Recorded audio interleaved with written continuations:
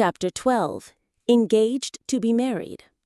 Was the poor Peter of Cranford the Aga Jenkins of Chundrabadat, or was he not? As somebody says, that was the question.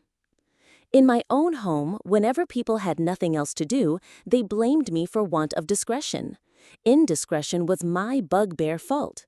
Everybody has a bugbear fault, a sort of standing characteristic, a pièce de résistance for their friends to cut at, and, in general, they cut and come again.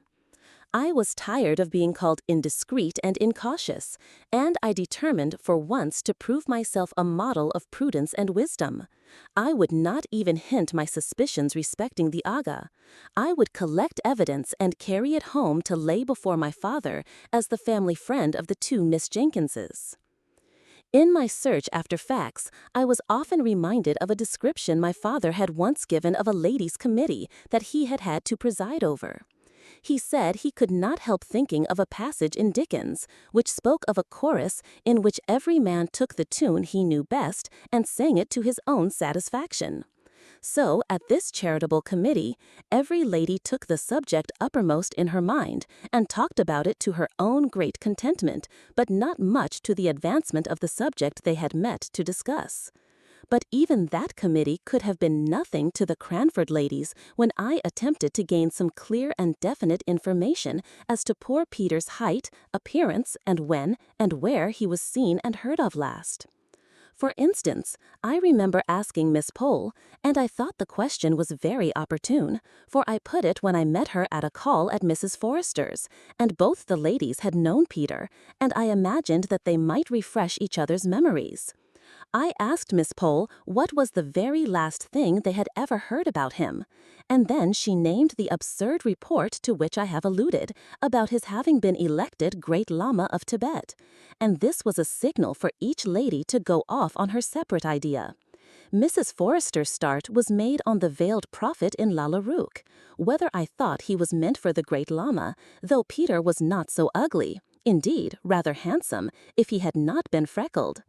I was thankful to see her double upon Peter, but in a moment the delusive lady was off upon Roland's Kaleidor, and the merits of cosmetics and hair oils in general, and holding forth so fluently that I turned to listen to Miss Pole, who, through the llamas, the beasts of burden, had got to Peruvian bonds, and the share market, and her poor opinion of joint stock banks in general, and of that one in particular, in which Miss Matty's money was invested. In vain I put in, when was it, in what year was it that you heard that Mr. Peter was the Great Lama? They only joined issue to dispute whether llamas were carnivorous animals or not, in which dispute they were not quite on fair grounds, as Mrs. Forrester, after they had grown warm and cool again, acknowledged that she always confused carnivorous and graminivorous together, just as she did horizontal and perpendicular. But then she apologized for it very prettily by saying that in her day the only use people made of four-syllabled words was to teach how they should be spelled. The only fact I gained from this conversation was that certainly Peter had last been heard of in India, or that neighborhood, and that this scanty intelligence of his whereabouts had reached Cranford in the year when Miss Pole had brought her Indian muslin gown, long since worn out. We washed it and mended it and traced its decline and fall into a window blind before we could go on. And in a year when Wombwell came to Cranford, because Miss Matty had wanted to see an elephant in order that she might the better imagine Peter riding on one, and had seen a boa constrictor too, which was more than she wished to imagine in her fancy pictures of Peter's locality. And in a year when Miss Jenkins had learned some piece of poetry off by heart, and used to say at all the Cranford parties how Peter was surveying mankind from China to Peru, which everybody had thought very grand and rather appropriate, because India was between China and Peru if you took care to turn the globe to the left instead of the right. I suppose all these inquiries of mine, and the consequent curiosity excited in the minds of my friends, made us blind and deaf to what was going on around us. It seemed to me as if the sun rose and shone, and as if the rain rained on Cranford just as usual, and I did not notice any sign of the times that could be considered as a prognostic of any uncommon event. And, to the best of my belief, not only Miss Matty and Mrs. Forrester, but even Miss Pole herself, whom we looked upon as a kind of prophetess, from the knack she had of foreseeing things before they came to pass, although she did not like to disturb her friends by telling them her foreknowledge, even Miss Pole herself was breathless with astonishment when she came to tell us of the astounding piece of news. But I must recover myself. The contemplation of it, even at this distance of time, has taken away my breath and my grammar, and unless I subdue my emotion, my spelling will go too. We were sitting, Miss Matty and I, much as usual, she in the blue chintz easy-chair, with her back to the light, and her knitting in her hand, I reading aloud the St. James's Chronicle. A few minutes more, and we should have gone to make the little alterations in dress usual before calling time, 12 o'clock, in Cranford. I remember the scene and the date well. We had been talking of the signor's rapid recovery since the warmer weather had set in, and praising Mr. Hawkins's skill, and lamenting his want of refinement and manner. It seems a curious coincidence that this should have been our subject, but so it was.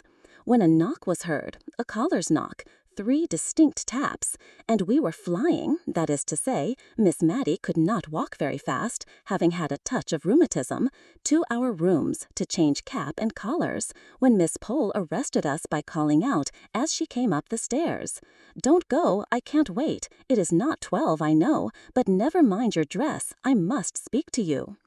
We did our best to look as if it was not we who had made the hurried movement, the sound of which she had heard, for of course we did not like to have it supposed that we had any old clothes that it was convenient to wear out in the sanctuary of home, as Miss Jenkins once prettily called the back parlor, where she was tying up preserves.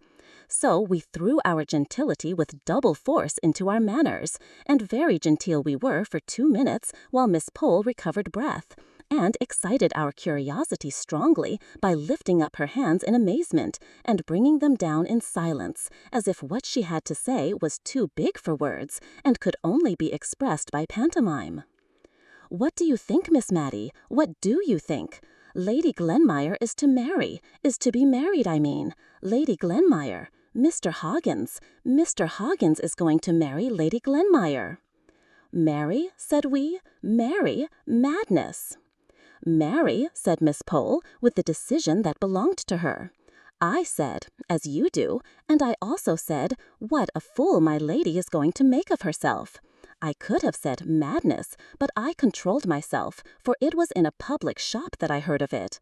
Where feminine delicacy is gone to, I don't know.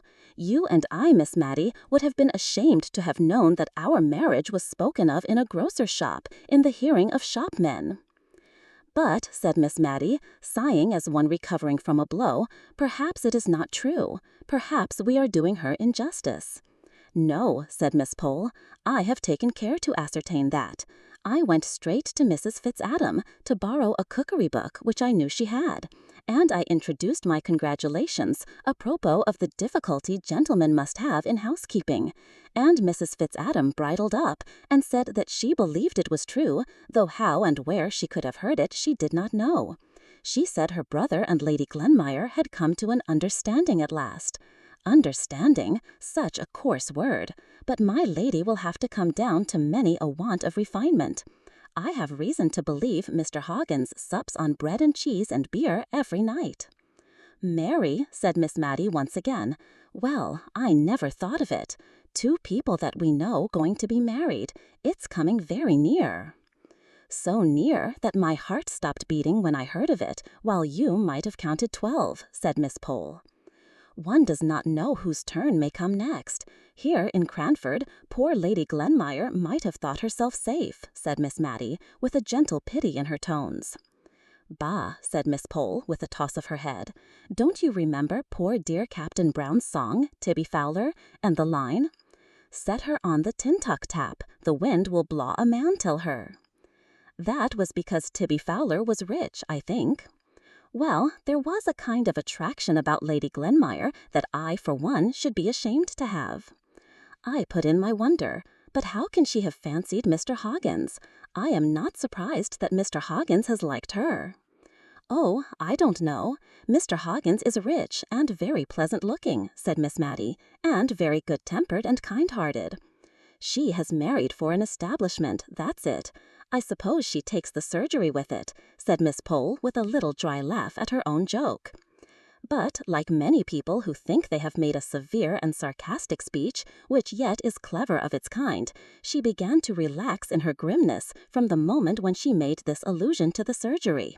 And we turned to speculate on the way in which Mrs. Jameson would receive the news. The person whom she had left in charge of her house to keep off followers from her maids, to set up a follower of her own. And that follower a man whom Mrs. Jameson had tabooed as vulgar and inadmissible to Cranford society, not merely on account of his name, but because of his voice, his complexion, his boots smelling of the stable, and himself smelling of drugs. Had he ever been to see Lady Glenmire at Mrs. Jameson's? Chloride of lime would